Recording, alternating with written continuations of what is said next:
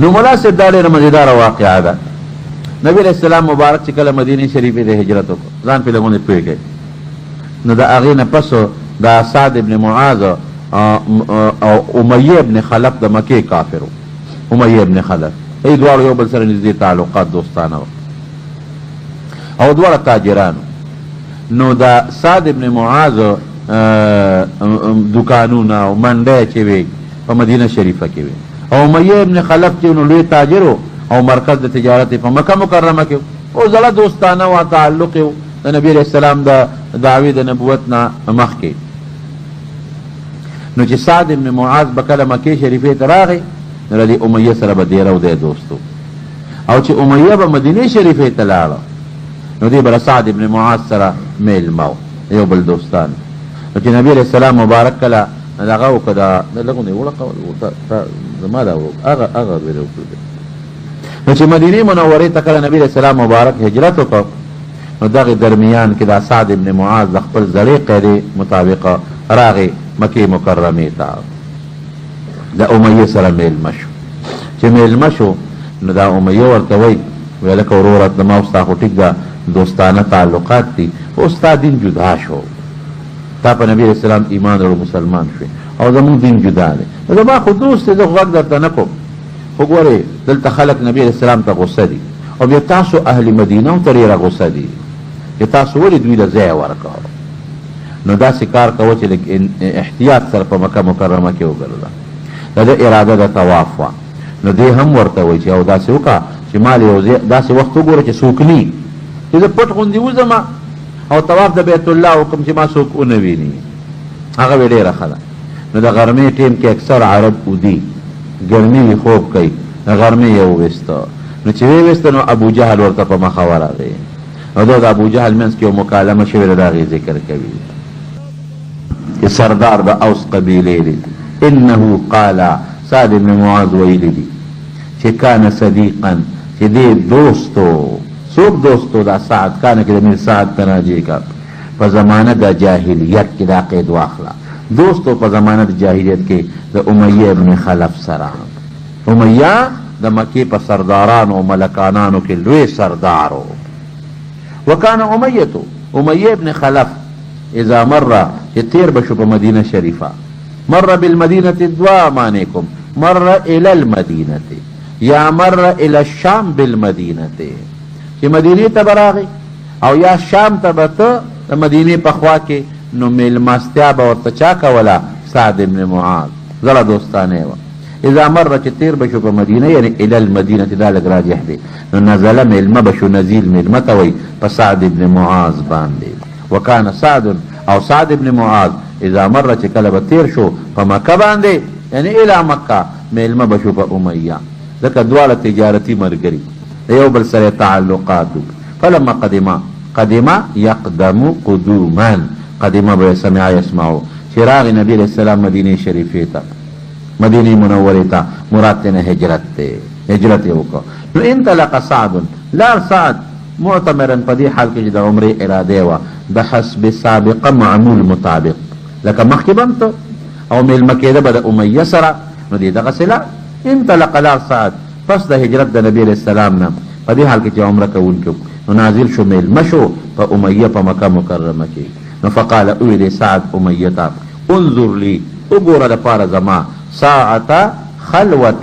د ځان د تنهایۍ وخت راله وګوره. خلوت دا چې په دې مکه مکرمه کې هغه وخت څوک ني او دا ول د مشوره ورکړه ګورې امیه چې زمونږ خلک درته غوسه دي او هغه وایي چې واقعي جګړه جوړېږي نو پټ به طواف او عمره وکړم ځم به انظر ما له نظر وکړه د ساعت د خلوت د ځان لوالي چې څوک پکې ني داسې وخت لعلي دې دپاره چې زه طواف وکړم د بیت الله او د هغې نه پس سعی وکړم. نو فخرج به خروج وکړو د سعد به په د امیه به په د سعد قریبا من النهار تقریبا نصف النهار قریب معنا به څه کوو تقریبا نږدې نصف النهار ته ځکه نصف النهار کې عموما خلک ودي او د مکې خلک هلته خو ګرمي زیاته ده حرارت زیات دی نو دې وخت کې خلک اوده کېږي ګرمي بار نه روځي. فخرج به خروج وکړو چا د امیه به په د سعد تقریبا یعنی نږدې نصف النهار ته چې د دې وخت کې به څوک نه نو نو چې ووتل هغه خبیث په مخه ورغی فلقیا ملاقي شو دواړو سره ابو جهل د خپل نوم عمرو ابن هشام څه نوم یې ملا صاحب عمرو ابن هشام د خپل نوم عمر او دا ابو جهل ورته نبی علیہ السلام وی او ولې ورته ابو جهل وی د خپل نوم خو ابي الحكم خیال درای کرانه وی د حکمتونو د فیصلو خاون د حکمونو خاون د فیصلو د عقل خاون خو نبی علیہ السلام دا غي مقابل کې ورته راوړه چې دا د حکمت او د علم خاون نه دی ایمان به راوړي دا خو ابو جهل او ما وی چې اب په کلام عربي کې په معنا صاحب مستعمل وي صاحب د جهل به وقف چې ستوي قمقل حبنقع نو فقال چې ملاقي دوالو سره نو فقال او ابو جهل امیه وی یا ابا صفوان دا کونیه د امیه دا اے د صفوان پلار عربو به یو بل په کونیه یادول اے ابو صفوان من هذا معك دا در سره څوک دی وی پیجن خو تحقیق پورا کوي دا څوک دی نو فقال او ابو صفوان چې امیه دی هذا سعد سیب سعد دی سعد ابن معاذ دا غدي فقال او له لسعد ابو جهل سوي الا اراك الك زنوینم تعالی الا اراك استفهام دی زنوینم تعالی چې تطوف چکر لګي په مکه کې یا طواف د بیت الله کې دوه معنی ویل شي تطوف چکر لګي یا طواف د بیت الله کې په مکه کې امنن بیغما الک بیغما دی نوینم ګورا سره فکر دی نشتا سوچ دی نشتا غم دی نشتا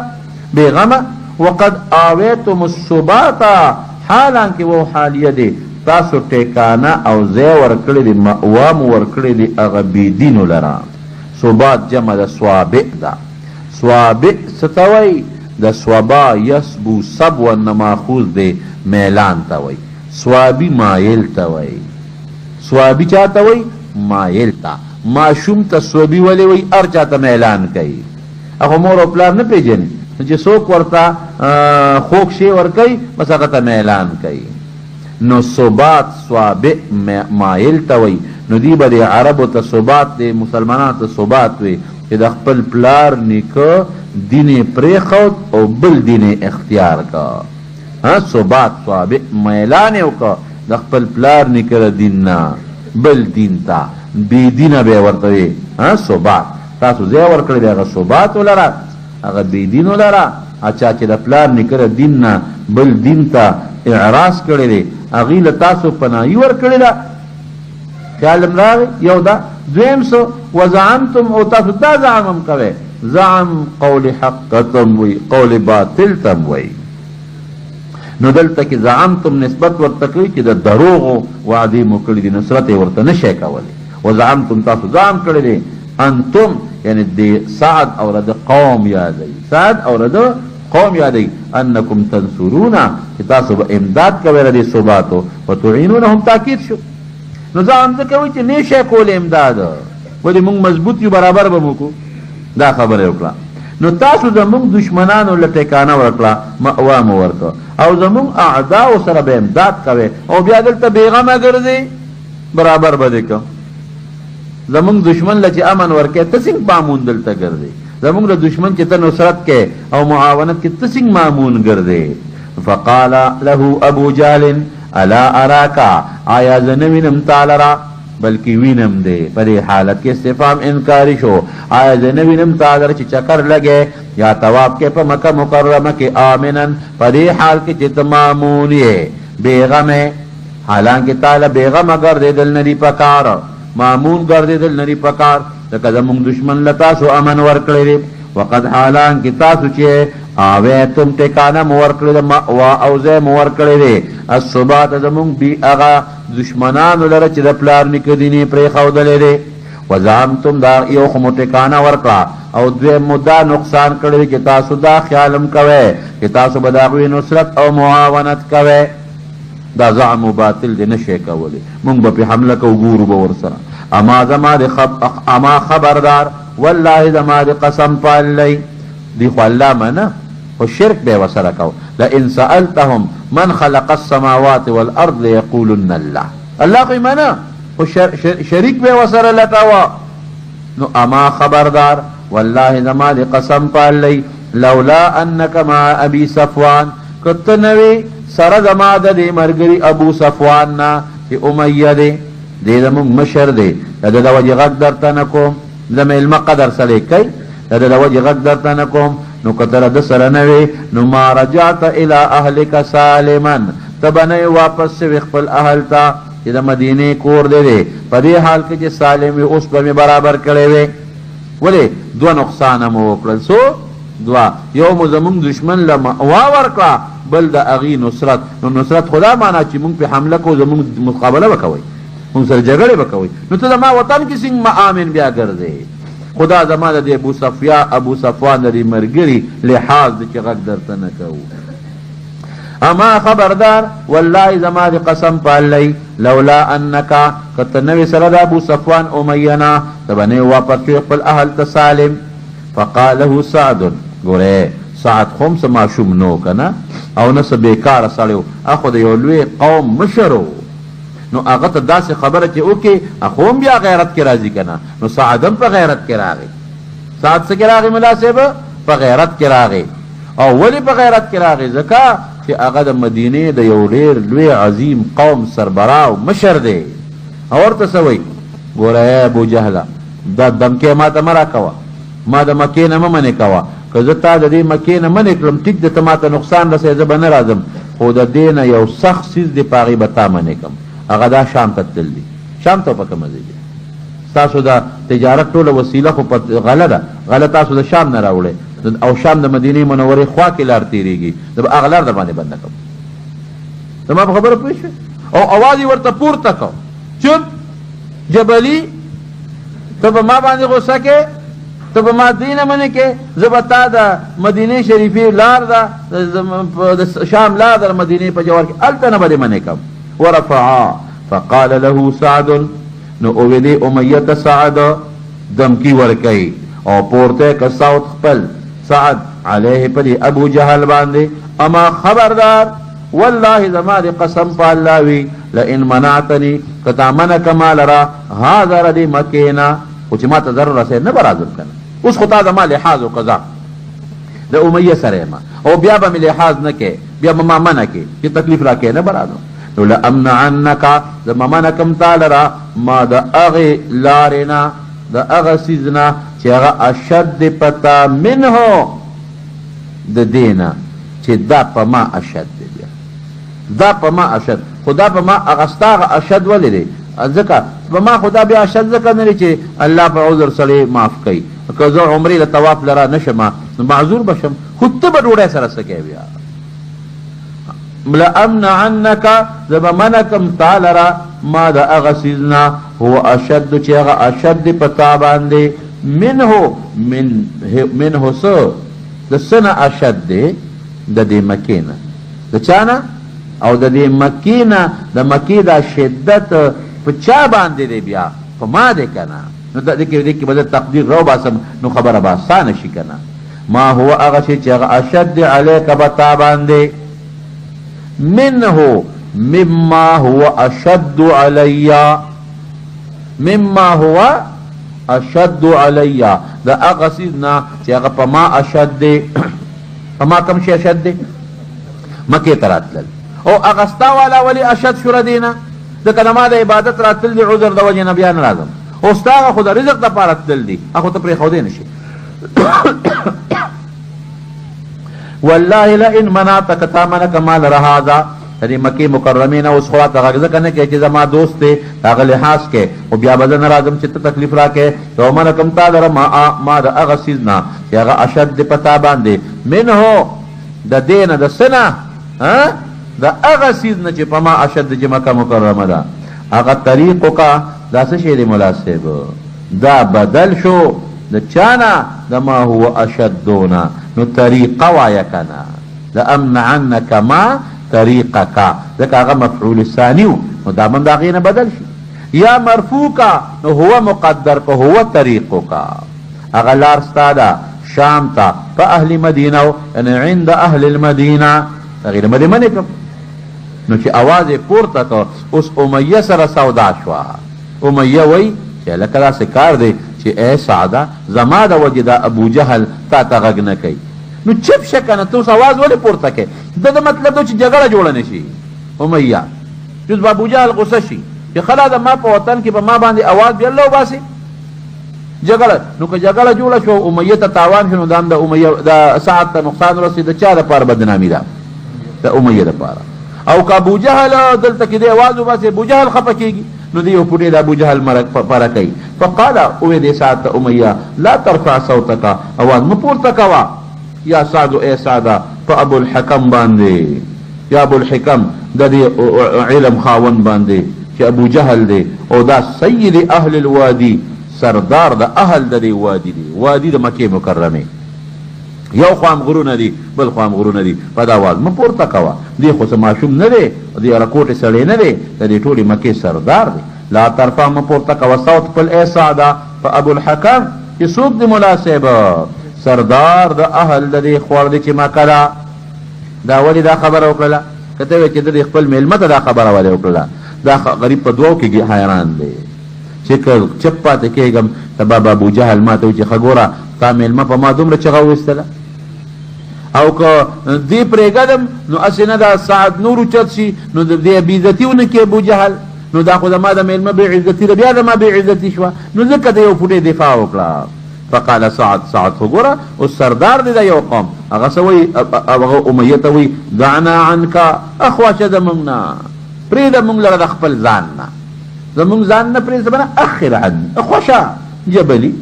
سعد دانا پرېږده مونږ لره د خپل ځان نه ای امیه ته خو چا غږ مه کوه فوالله زما دې قسم په الله وي لقد سمعت ما اورېدلي دی رسول الله صلی الله علیه وسلم یقول چې فرمایلی دي چې انهم قاتلوک دي بستا قاتلین صحابه پرېږدي دي نه تا خو به امیه وجنې پرېږدي چاته زما دوست دی دوستانه په خپل دی خو ما ده اورېدلي دي چې تا خو به وجنې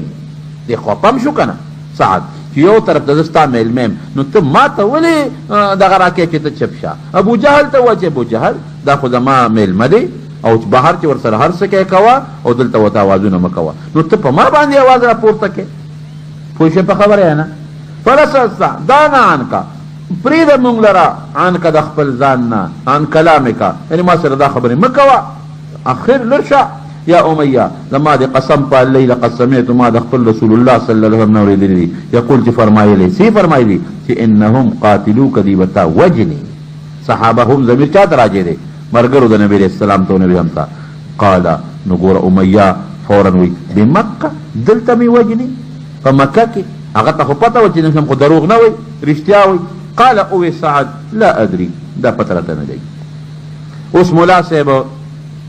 خبره داسې ده چې دغه ده دا خو مسله خوره شوه سعد لاړ مدینې شریفې ته امیه کور ته راغی چې کور ته راغی نو هیبت کې و دا خبره یې واورېدله او والله ان محمدا لا یکذب والله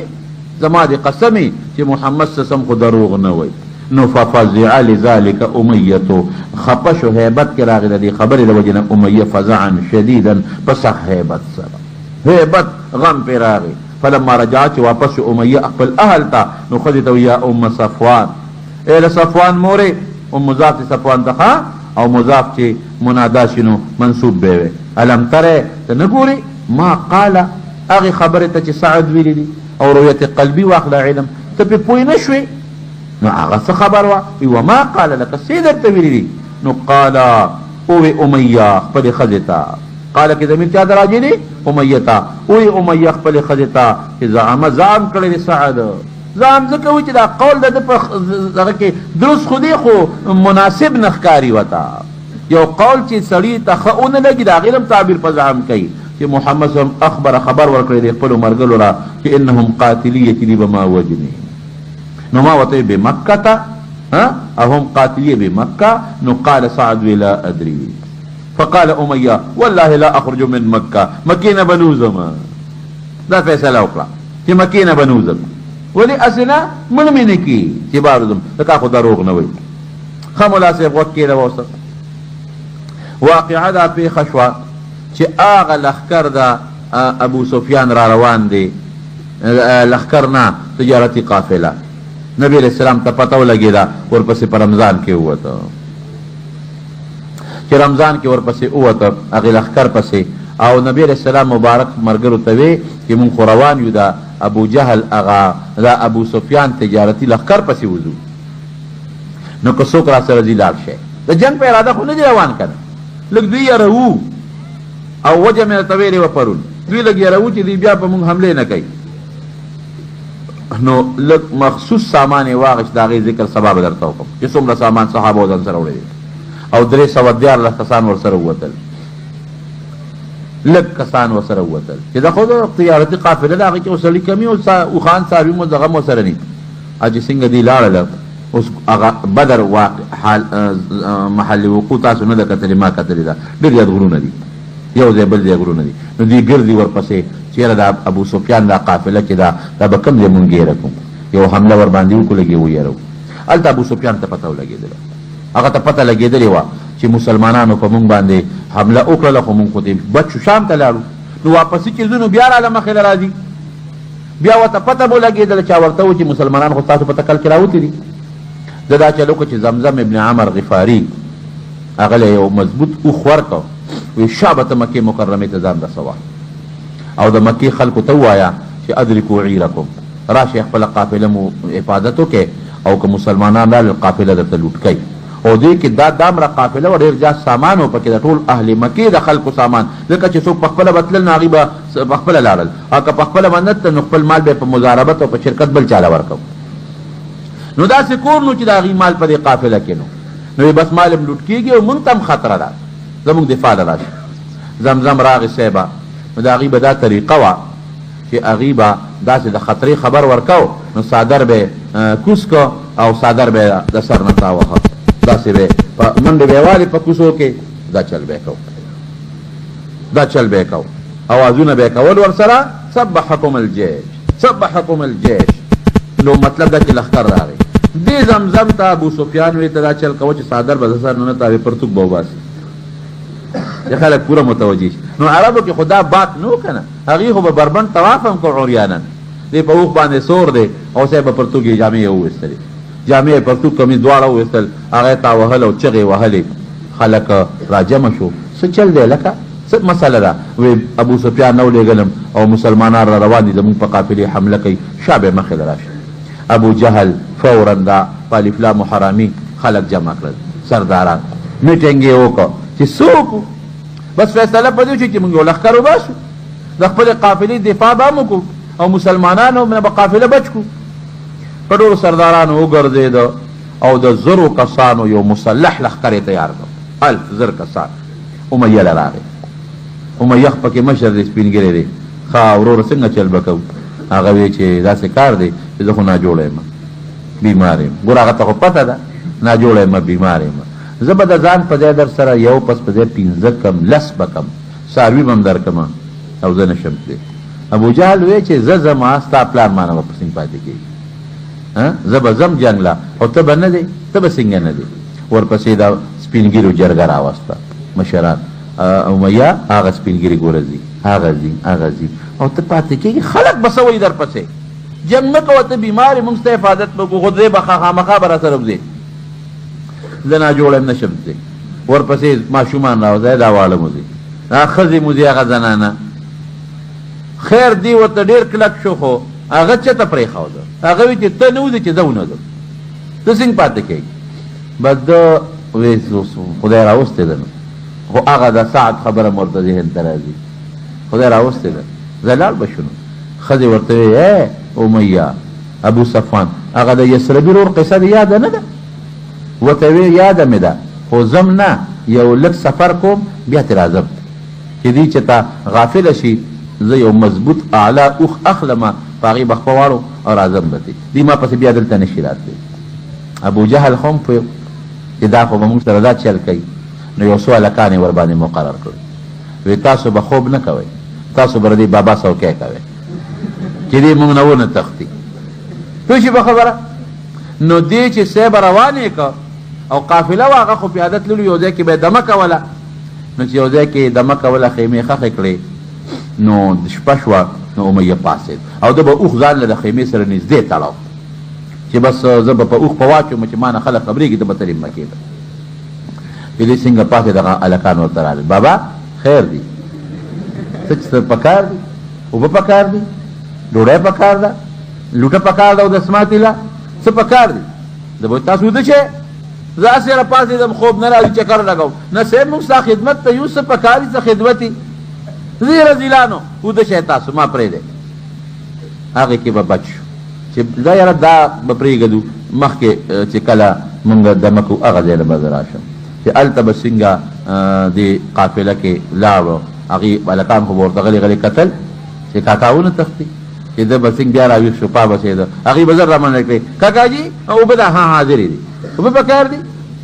زه د مایس هم نري پکار وده شئ تاسو ما څه کوئ زه هسې راپاڅېدم نه جي نه ته زمونږ مشر یې کاکا یې تا مونږ یوازې چې ته پرېږدو ته اوبه پکاري ډوډۍ پکاري بل څه پکاري ستا خدمت ته دغه چل به یې ورسره کوو په دا چل کې دغه ته ورسوو ذوالقندار ته بدر ته ورسېده خیال دې راغی که رانغی هلته یې ورسوو چې هلته یې ورسوو نو مردار یې کړ نور پسې بیا نوره قصه را روانه ده چې بدر ته څنګه یې ورسېد جنګ شروع شو نو ده دا چل وکړو چې ده پسې صحابه شو ده سره زوی شاته سورو زوی ورسره شاته سورو او یو دیو سره روان دي چې روان دي نو اوس غالبا عبدالرحمن ابن عوف رضی الله عنه دی هغه سره هم تعلق و هغه ته وی شابه ما او چې صحابه دی ولید کنه صحابه نو حضرت دا هغه بلاو چې هغه بلال به تنګو د بلال سردارو حضرت بلال به په شګو سملاوه او تکلیفونه به ورکول چې بلال د امیه صحیح کړ چې دی خو په اوخ روان دی سور دی نو هغه چغې کړې وی لا نجوت ان نجا امیه زما خلاصي نشته ګورې که دا بچ شو څه مطلب هسې نه بیا د لاس له ورنشم غلام مې نه کي بس صحابه ورپسې شو چې ورپسې شو د اوښ زغلوه چې دی پوه شو چې دا صحابه خو اوس ما را لاندې کوي نو د زوی ورته وغورځو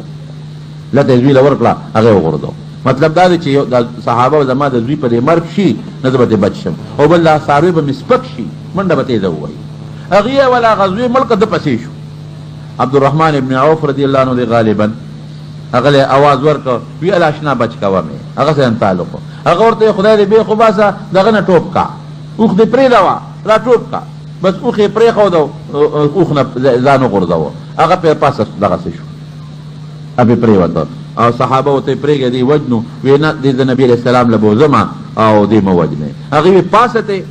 هغه ته نه خو دې ډېر غټو د امیه ډېر درونو بس هغې لاندې نه پکې توره راسې ورکړل لاندې په دا خېټه کې پکې توره ورکړله د هغې غریب هغه پنډی پکې زخمي شوه او مردار شو نوره واقعه به انشاءالله راشي نو بهر کې په مناسبت د باب سره څه دی حتی قتله الله ببدر او نبی علیه السلام د ده متعلق پیشنګویي ورکړې وه باب ذکر من یقتلو ببدر د هغه پیشنګویي نو دې نه خو ډېرې مسلې معلومېږي ملا صاحب چې د نبي هم صداقت ته معلوم شو یوه او د صحابو د نبي اسلام سره محبت ترېنه معلوم شو دوه شوې او درېیم دا چې هغه پیشنګویي ثابته شوه چې نبي اسلام څه فرمایلي هغه ترېنه معلومه شوه او زه ورپسې شه بل کتاب راوړم